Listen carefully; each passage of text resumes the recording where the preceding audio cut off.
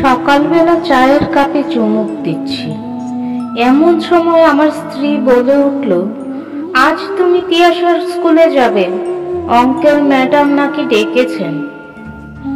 আমি বিশ্ববিদ্যালয়ে দর্শনের অধ্যাপক, আর আমার স্ত্রী একটা সরকারি হাই স্কুলের বিজ্ঞানের শিক্ষিকা। স্বভাবতই দুজনেই বেশ কড়া ধাঁচের মানুষ, বিশেষত সকালে।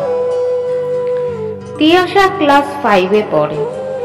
এমন কিছু ভয় পাওয়ার ছিল না, তবুও মনে হলো ম্যাডাম যখন আলাদা করে ডেকেছেন, নিশ্চয়ই কোনো গুরুতর বিষয়।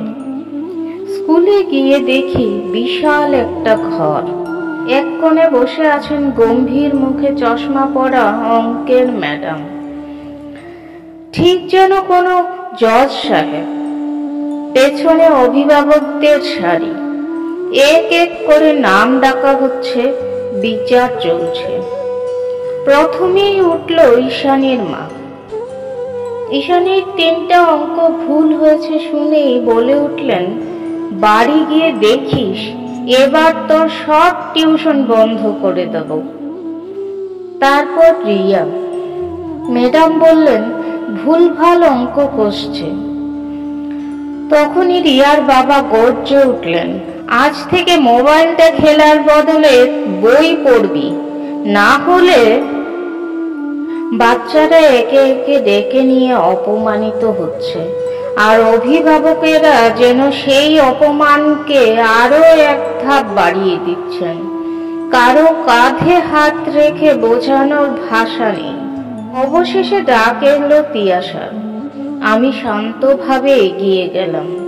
ম্যাডাম বললেন, আপনার মেয়ে বেশ কিছু অঙ্ক পারেনি, ওর মনোযোগ ঠিক নেই মনে হচ্ছে। আমি হাসলাম, বললাম, ম্যাডাম, অর্ধেক অঙ্ক তো শিখেছে, বাকিটা সময়ের সঙ্গে শিখে নেবে। আমরা তাকে শেখার আনন্দটা নষ্ট হতে দিতে চাই না। তিনি বিস্মিত মুখে তাকালেন, আপনি নিশ্চিন্ত এতটা?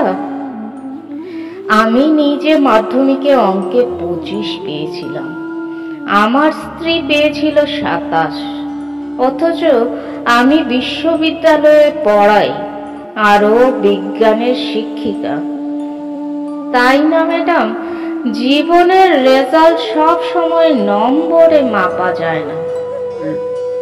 তিয়াশা আমার হাত চেপে ধরল, মুখে ছোট্ট একটা হাসি, আর আমার হৃদয়টা ভরে উঠল। ফিরে আসার সময় তিয়াশা বলল, বাবা, আজ চিকেন খেতে পারি? আমি বললাম, শুধু তুই না, রিয়াকেও ডাক।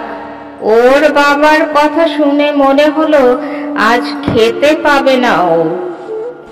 বাচ্চারা বইয়ের পাতার চেয়ে বড় কিছু, তাদের মন, তাদের প্রশ্ন, তাদের আবেগ। অঙ্ক ভুল করলে ভয়ের নয়, ভুল শুধরে নিতে শেখাটাই বড়। চাপ দিয়ে নয়, পাশে থেকে শেখালে ওরাই একদিন আমাদের থেকেও বড় হয়ে উঠবে।